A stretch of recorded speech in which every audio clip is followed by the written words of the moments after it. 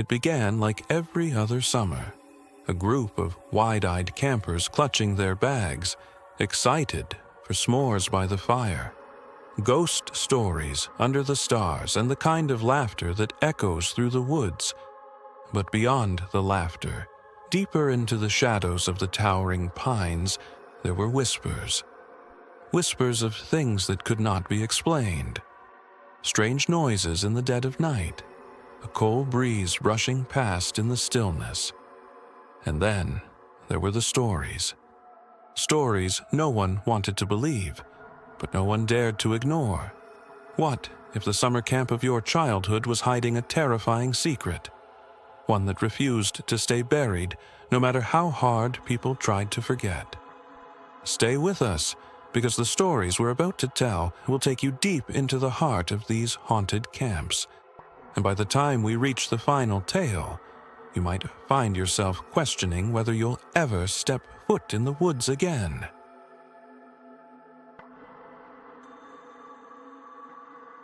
It was a camp like no other, nestled deep in the woods, bordered by a crystal-clear lake that shimmered under the summer sun.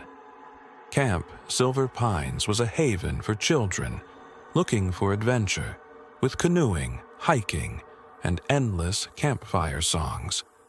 But beneath the surface of that serene lake, a dark story lingered, a story that the counselors only whispered to each other late at night, once the campers had gone to bed.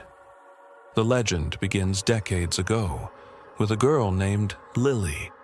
They say she was a quiet, shy camper who loved the water more than anything else. One summer evening, Lily was seen heading to the lake alone.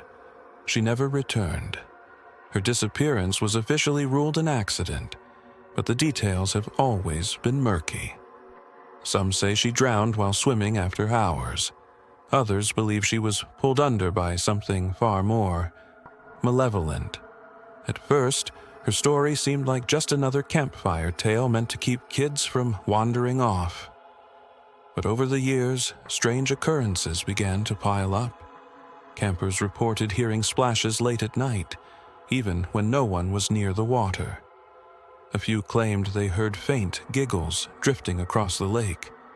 And then there were the ripples.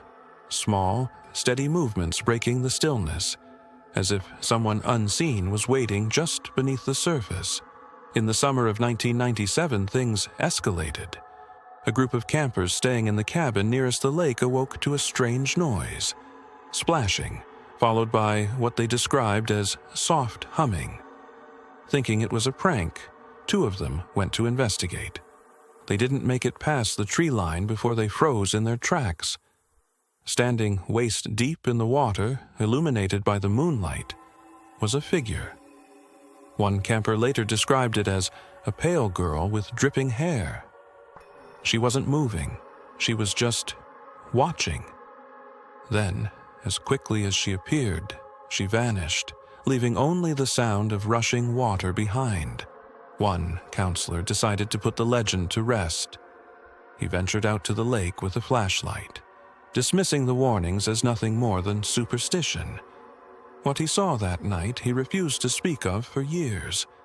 When he finally did, his voice trembled.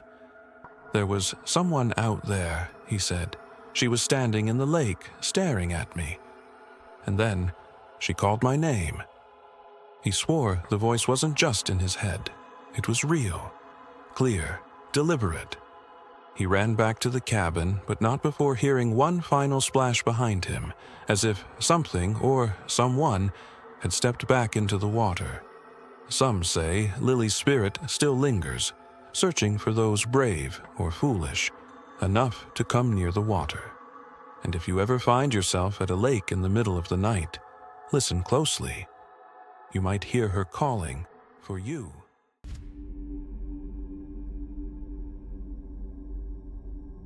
At Camp Willow's Edge, there's one cabin that no one speaks of.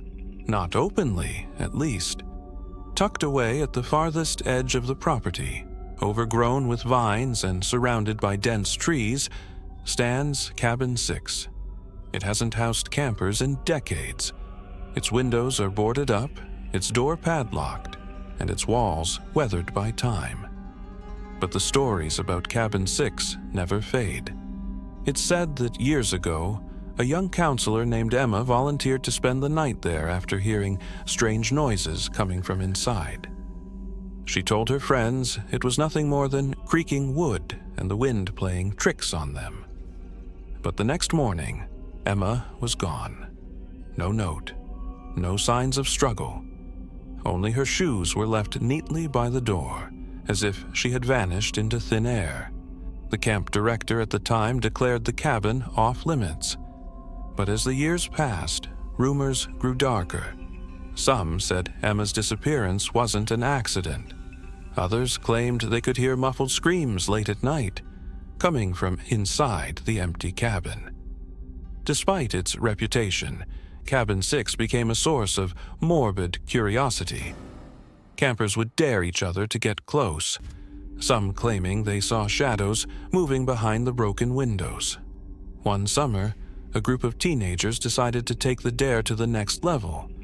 Armed with flashlights and too much confidence, they crept up to the cabin late one night, determined to prove nothing was there. At first, it was quiet, eerily quiet. But as they got closer, they heard it. 3 loud bangs on the walls, followed by the faint sound of someone crying. Startled but skeptical, they moved closer, shining their flashlights on the boarded windows, and then they heard it. Screams. Muffled, distant, but unmistakable. Panicked, they turned to run, but one of them froze in place, staring at the door. "It's moving," he whispered. "The door, it's moving." The group bolted back to their cabin, convinced it was all a prank. But the next morning, one of them decided to return in daylight, just to prove there was nothing there. As they approached Cabin 6, they noticed something scratched into the peeling wooden door, a name, Emma. But it wasn't the name alone that stopped them cold. Below it was a date, carved deep into the wood, July 17th, 1994, the exact night Emma had disappeared. The date hadn't faded with time. It looked fresh, as if someone had carved it just hours before. To this day, no one knows what happened to Emma, or who or what might still be inside Cabin 6. But one thing is certain: the screams have never stopped.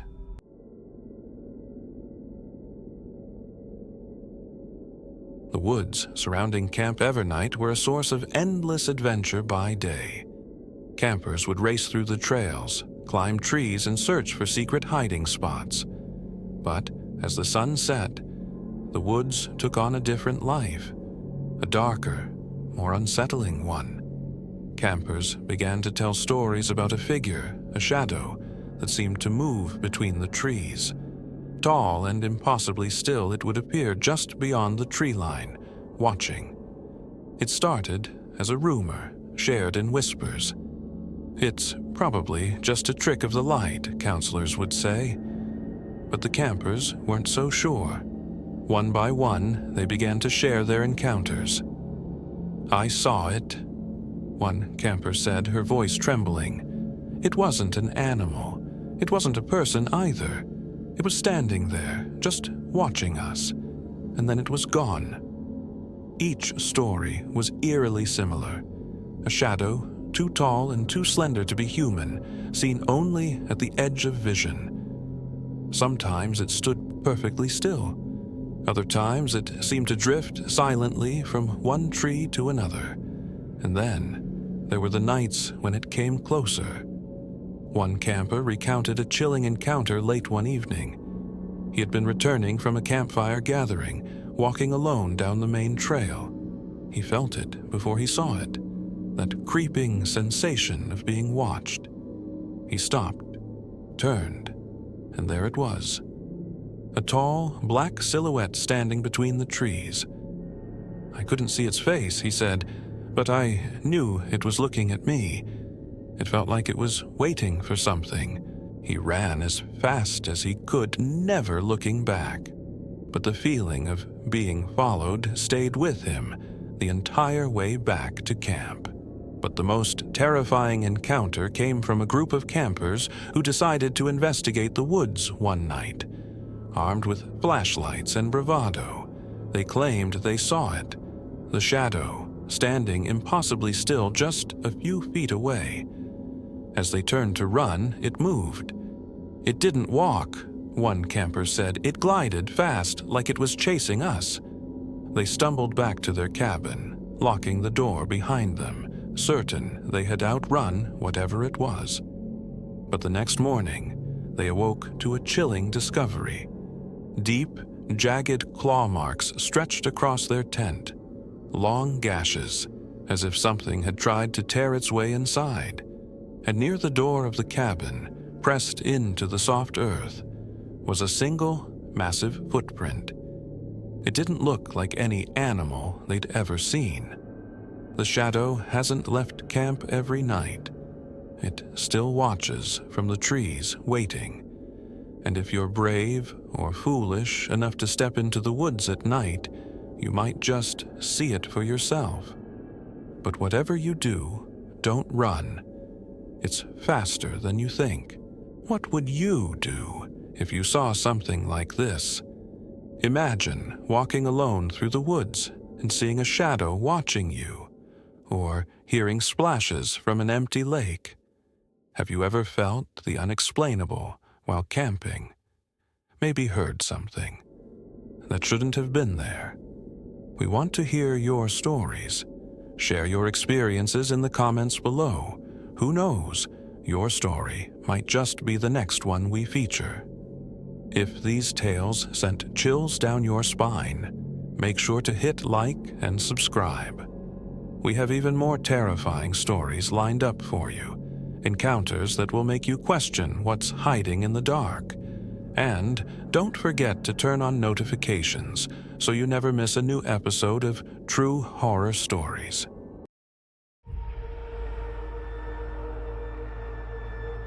Campfires are at the heart of every summer camp. They're places of laughter, songs, and shared stories, where the flickering flames seem to hold a magic of their own. But at Camp Whispering Pines, the campfire has become the centerpiece of a story no one can explain. A story about someone or something that never misses a gathering.